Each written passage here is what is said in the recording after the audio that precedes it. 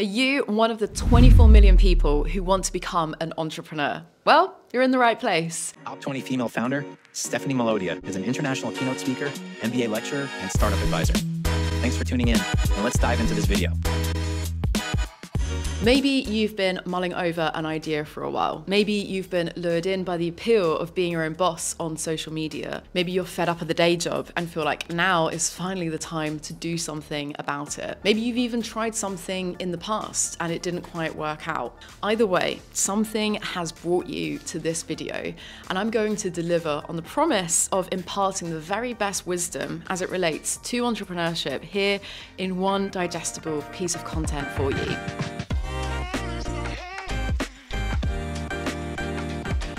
Now, before we dive in, yes, you guessed it, please do me a huge favor and hit that subscribe button so you don't miss out on other content that will help you in your own entrepreneurial journey.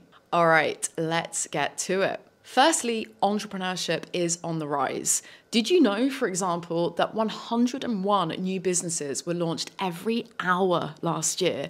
That's a record for company registrations in the UK. 1 in 5 adults, or 19%, are founding their own businesses over in the US too. And 63% of adults in England have multiple roles, 37% officially categorizing themselves as having a portfolio career, which honestly I view as another form of entrepreneurialism anyway. There's a lot of help available too, with the huge numbers testament to how hot this space is. Take, for example, Help Bank by Simon Squibb, which at the time of recording has over 80,000 members. There are also 750 accelerators for startups in the UK, a number that has doubled in the past 5 years. And One Day, the edtech platform for budding entrepreneurs, where I also mentor, has hundreds of founders going through their MBA course. Not to mention the billions of pieces of free content available online to help you become a successful entrepreneur, including this video.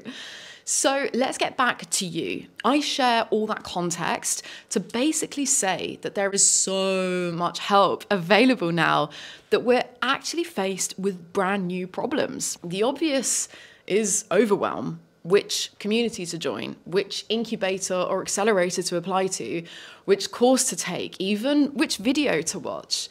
Secondly, all these organizations provide support, but what about the $1 million idea that's actually going to launch your business? And last but not least, none of these solve what I actually think is the biggest problem of them all. Shall I gatekeep it and share it at the end to keep you watching, or just give you what you came here for? I'm going to give it to you. The single biggest blocker for new entrepreneurs to be successful is, drumroll, themselves. Over the years, I have worked with literally hundreds of founders and their scaling teams. I now guide budding entrepreneurs on the One Day program that I mentioned earlier. I also provide advisory support to a select few clients. I interview top leaders on my podcast, Strategy and Tragedy, and I unofficially mentor many other wannabe-preneurs. That's all to say, I have amassed a vast array of first-hand data points, and easily the biggest blocker that I have observed from the early stage entrepreneurs is themselves. Call it mindset, call it self-confidence, delusion even. There is a severe lack of having the right mindset, enough self-confidence, and even being a bit deluded in the mission that you're working towards. Many aspiring entrepreneurs are holding themselves back because they're afraid. Maybe it's fear of judgment. Maybe it's fear of rejection or failure.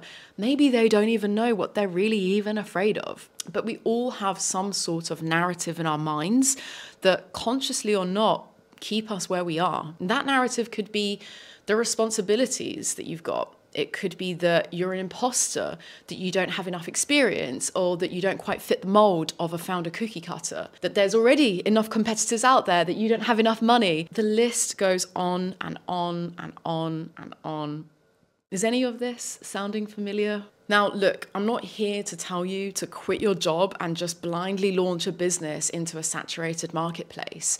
We do need to balance some of that healthy delusion with a reality check, of course, but we definitely need to spend some time up front unpacking and untangling the limiting beliefs that I know most of you probably have watching this. What's the narrative that you've been feeding yourself? And how well has it served you so far? Linked to that is the next point. Number 2, you have to want it enough. Now, motivation is not an infinite resource for us human beings. I can guarantee that even for the most self-motivated among us, that energy will dry up sooner or later. And being able to consistently execute is what's going to trump your odds of success versus one big intense burst of activity that isn't sustained over the long term. Think about it like working out. Every January rolls around and new gym memberships surge, right? Everyone wants to shift those extra few pounds from the holiday season and achieve their New Year's resolution of losing some weight. There's that initial boost of motivation for the first week, and then it starts to taper off. Now imagine an athletic person who regularly works out.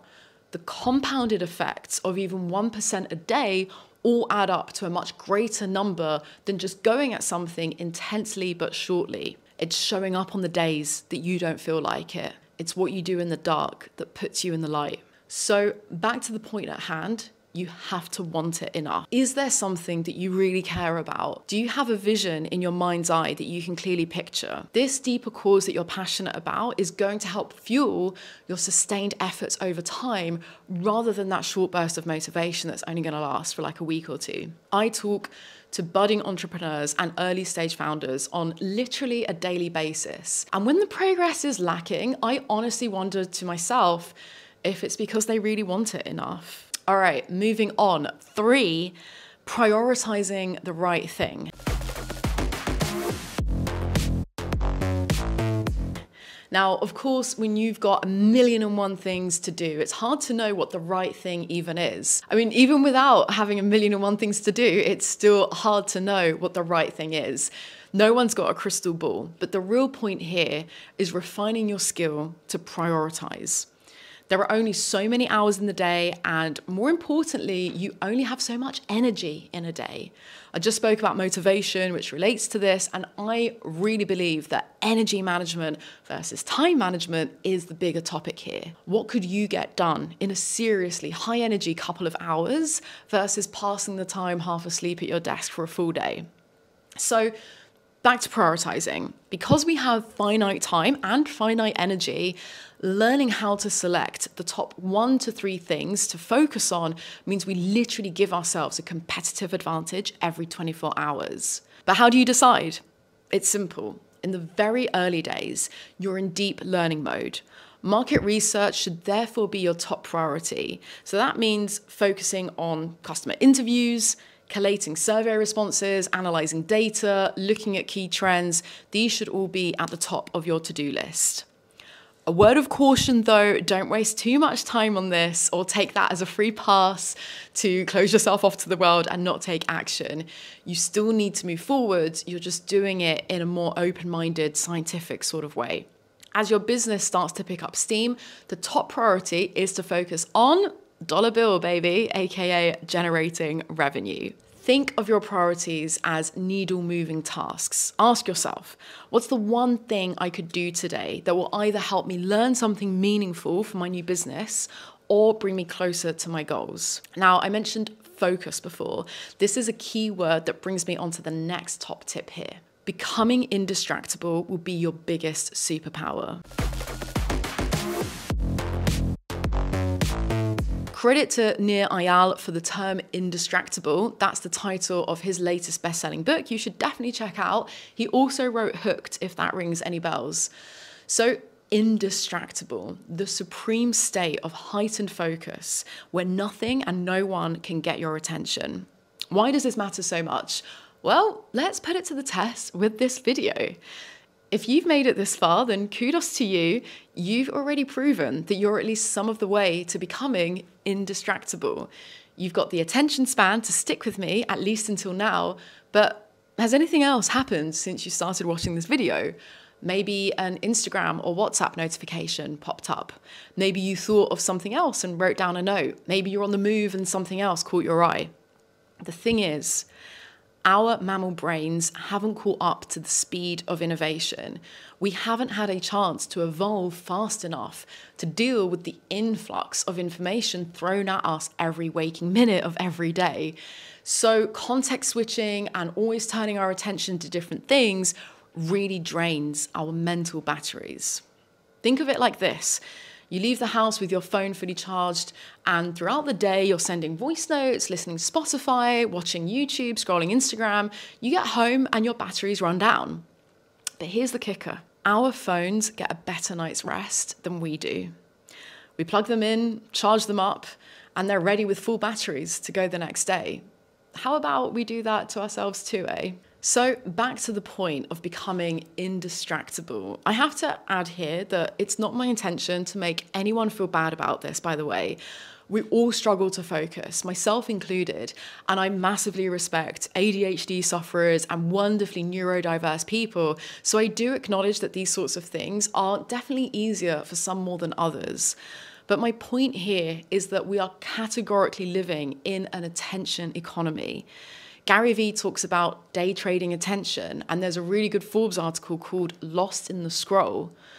If we can learn to detach ourselves from social media and perform a notification-ectomy on ourselves, we begin to retrain our minds to be able to focus. That consistent execution that I spoke about before gives you a competitive edge, and becoming indistractable will not only help you get there, but provide you with the mental clarity to outperform your competitors and sustain the momentum that you need for a successful business. Okay, I've talked a lot about the internal workings of becoming a successful entrepreneur so far, cultivating the right mindset, knowing what to prioritize, and developing a competitive level of focus. So let's move on to some of the harder stuff. And no, I don't mean the whiskey, not just yet anyway. All right, so what are the biggest trends and opportunities to build a successful business today?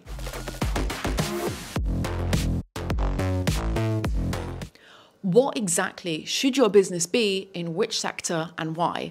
Now, the obvious answer these days is going to be AI. But the thing is, trends come and go, so you need to look at where your unique strengths lie and what you're passionate about. Beyond that, some of the other top categories include climate, health, and sustainability. Why? Simply because these are the biggest problems that the world is facing right now, and entrepreneurs, of course, are the best problem solvers. Another consideration is something called the TAM, your total addressable market. If you want to build a hugely successful company that goes public or gets acquired for billions one day, then ideally you want to build a business that has the potential to sell a product or service to as large a TAM as possible. For example, think of supermarkets. We all need to buy groceries, right? Watch out here though. A very common and very bad mistake to make in the early days is thinking that everyone could be your customer and trying to sell to just anyone and everyone. This is simply not the case. Every single business, including the huge household names that we know about today, started out with a single target customer profile in mind. Next top tip, your network is your net worth. It might sound crass, but so much of getting ahead is still about who you know. The power of a connection, the serendipity of a chance encounter, and the beauty of a genuine relationship can really transform your business.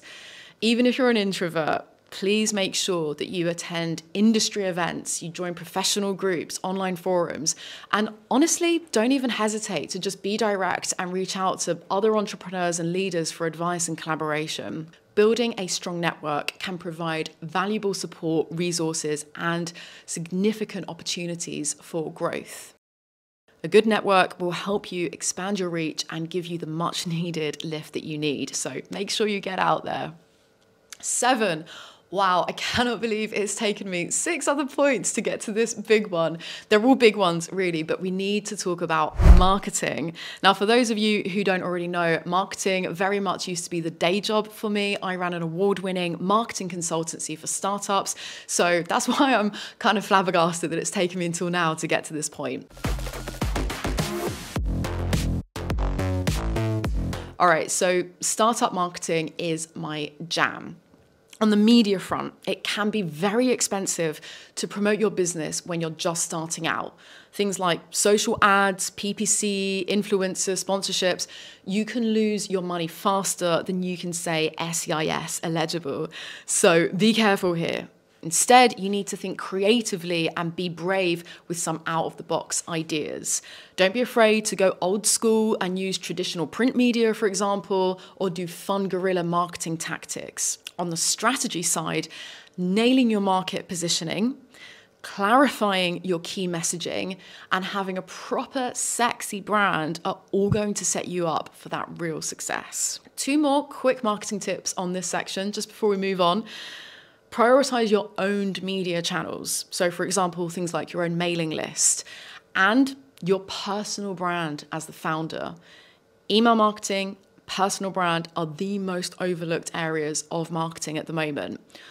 Also, invest in SEO and content marketing early doors to start driving traffic and build a community around your brand. Guys, I've honestly got so many more pearls of wisdom on the marketing front. Comment below if you'd like to see a video where I deep dive more into this topic, and I'll get one produced for you guys. Okay, number 8, another magic word, resilience.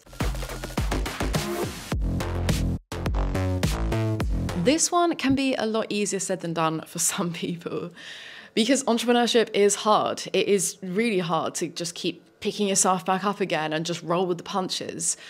But thickening up your skin and finding ways to build your resilience muscle is what's going to get you ahead. One graph that I always talk about is this one here by Prof G Media, which shows the steadily increasing chance of success with every new attempt. I love this because it's actually been proven that after each failure, the odds of you succeeding next time are bound to go up. That's because you acquire so many valuable learnings with every new venture that you naturally build up much more of an edge, which there are no shortcuts to either. You grow through what you go through, as they say. Number 9, be flexible. A key entrepreneur trait is humility. Newsflash, you're gonna be more wrong more times than you are right, and that's a good thing.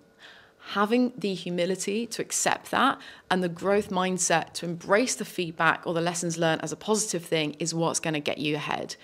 Be prepared to pivot and adjust your strategies as needed. It's just so crucial to stay flexible and be willing to embrace change. The ability to quickly adapt is going to give you that competitive advantage. The only constant is change, as they say. Last but not least, my budding entrepreneurs, I leave you with perhaps the most important top tip of them all. Take care of yourself. Entrepreneurship is bloody tough, and self-care is not selfish. It's just good business sense to look after the company's #1 asset, and that's you.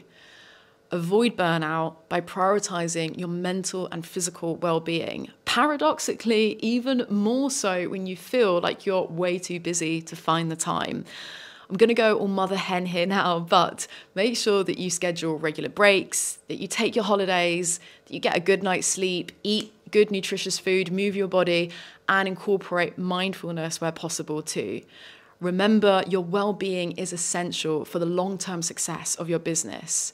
By taking care of yourself, you can maintain those high levels of productivity, creativity, and resilience. Indistractable, unstoppable founders, you made it. Thank you so much for watching all the way to the end. I hope you found these top 10 tips helpful, thought-provoking, and that I've given you both the inspiration to get started with your new venture and the practical strategies to go out there and take action. Comment below which of the 10 resonated the most with you, and of course, please make sure that you're subscribed so I can see you next time. And of course, take care.